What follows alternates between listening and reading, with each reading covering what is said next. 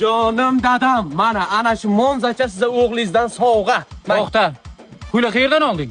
O'g'lingiz siz uchun kuchukdagi ishlar o'tiranki dada. Mana moshincha mining maza qilib. Ana qara, qara, amsiyani bachasi dadasiga moshin sovg'a qildi. Bizni bacha yettiga oqqanni ham men olib beraman.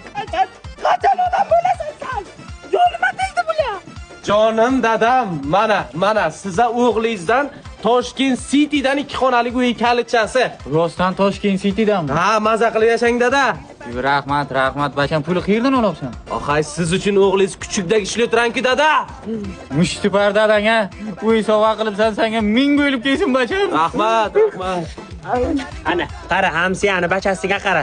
O'tgan safar moshin sovg'a qilibdi dadasiga. Endi uy sovg'a qilibdi. O'g'ay, men ham ishlab o'tiribman-ku.